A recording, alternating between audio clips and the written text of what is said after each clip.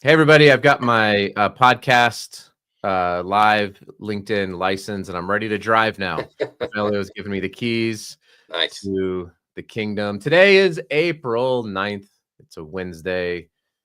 It's Packaging Today show. I am joined by my good friend, Corey Connors, Good morning, everyone. host Thanks of for joining Sustainable us. Packaging Podcast.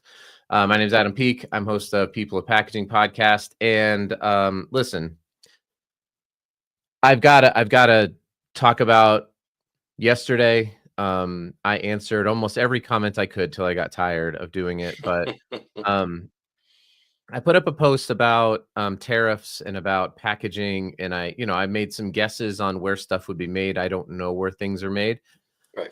but we want to talk about it maybe from a little bit of a different angle than like, hey, are these good or bad? I got into a little bit of like some fun conversations about whether or not they're good or bad. I don't need to re-adjudicate those. You can go look through the comments on them. But Yeah. It gets uh, political really fast, right? Yeah. yeah, and I really tried to stay out of those. But we Me all too. have opinions, and as a good friend of mine once said, opinions are like buttholes. Everyone has one, and they all stink. Let's go.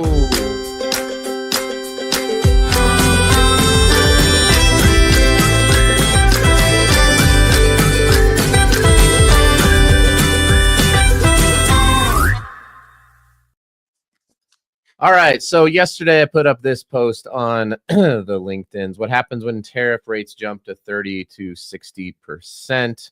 And then this was already old news Yeah. because tariff rates jumped in China to 104%.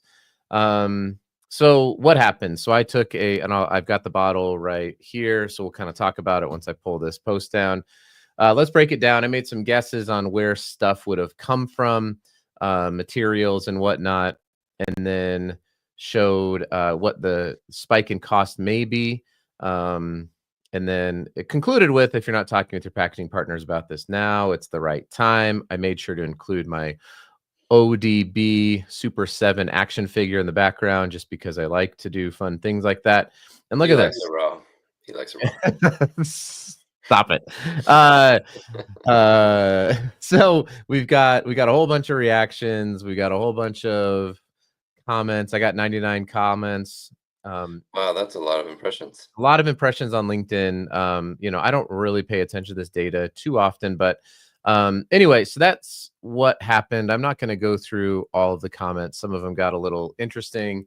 My favorite was I lost a podcast follower. He said, "There you go, being sarcastic again. I don't need to follow your podcasts." And I said, "I'm surprised anybody does outside of my mom. It's a solid C minus podcast." So, um, anyway, It's a C plus at least, Adam. You, thank you. you. I needed that little boost of confidence. So Yes. I've got here this 500 count of Kirkland signature ibuprofen that I was talking about yesterday. And Corey, you have your Spec Right hat on. Yeah. Um, and I'm actually going to be doing a webinar, I believe, in a week with the team from Spec Right on tariffs.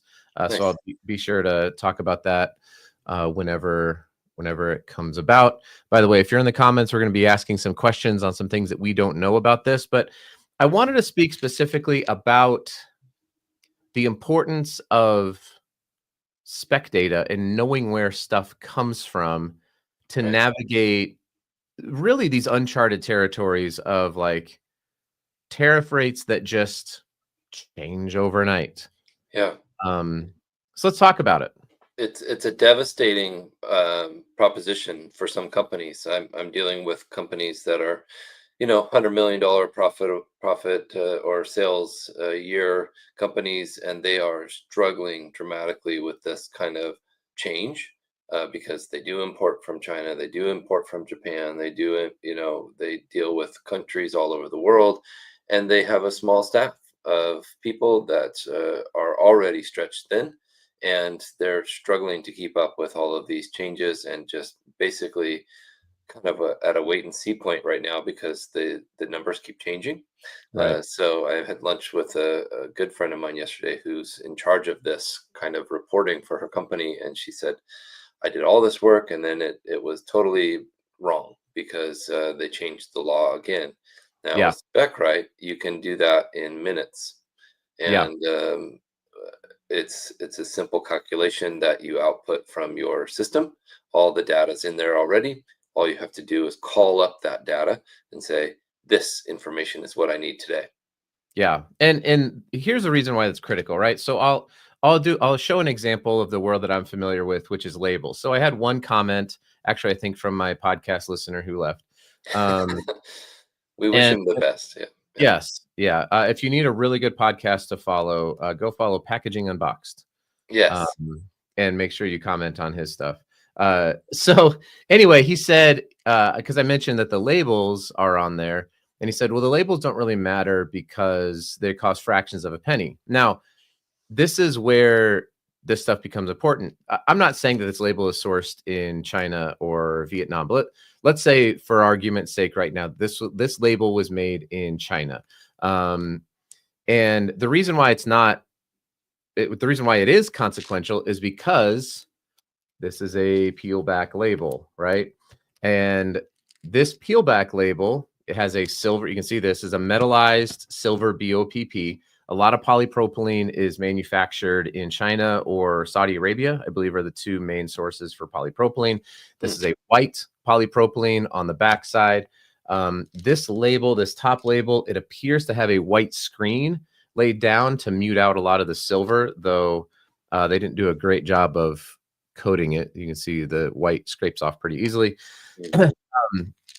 So if this label were printed in China, and by the way, labels are not in, this label's probably, I don't know, I'm going to guess 7 cents, 5 to 7 cents a piece. Yep. With the screen. So you up fast, right? That's going to add up really fast. Yeah. And so if let's say you were to bring these in, and it's $100,000 worth of labels just on this just on this right here, and the tariff rate in, I just looked up Vietnam, or China. We'll just keep using China. So let's say that you want to print close to the source of the polypropylene. That was a good idea that you had come up with, whenever it was. Tariffs were maybe $8,000, $9,000 that you had to pay last year. Which is like 8%, right? 8%, yeah. 8 or 9%. Yeah. So you're going to go bring this label in because you have a production run, and overnight, that now you have to pay $104,000 to the federal government.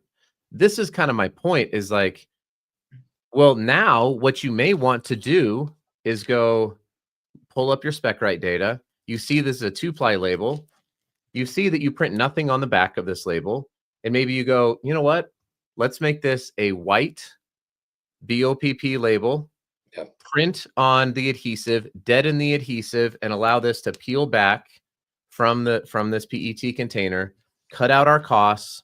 Make it half as big, right? Make it half as big. Cut out the cost. Cut out the weight for EPR, because this is actually a big deal with EPR. Yes. And you can do that if you don't know what these specs are. And I would suggest, if you don't know what the specs are of this label, you can't pivot fast enough. You're just going to be stuck paying that tariff fee. Right. And now your label costs have doubled. That's no fun. And like you said, tariff costs and now EPR costs. If you've ever picked up a roll of labels, you know that they're generally very heavy. Yes. And the EPR rates are based on weight. And correct. Now, one caveat we want to mention here is we're not sure, and Adam has reached out to the Oregon team about, is the backer of labels also considered part of the packaging? And the reason I don't think it is quite yet, but I'll be surprised if it doesn't get added, is because for EPR in Oregon, like this is a PET container. The weight of this polypropylene label is then added to the overall weight of the container, is considered a contaminant to recycling. And so lightweighting your labels does have some pretty good, there's some pretty good reasons why you would want to do that. And by the way, the materials that come off during recycling. That would also be helpful, though it's not part of any EPR that I can find yet. It should be, yeah. I think it will be. Should totally be. One other thing is, even if this was printed in the US, if you know anything about label converting, you know that you buy big master rolls of materials that are Right. made somewhere. And we talked about this, I think, a couple days ago about paper liner that's made in Finland, and then that gets married up Yep. to paper here, or whatever it might be. It's still like it's always a good idea to make sure that you're right sized, to make sure that you're lightweighted, to make sure that you are auditing. I talked about Yep. Seismic is another great organization that can help come in and audit all of this stuff. And you Mhm. compare, you take a Seismic with which is like a consulting firm along with SpecRite.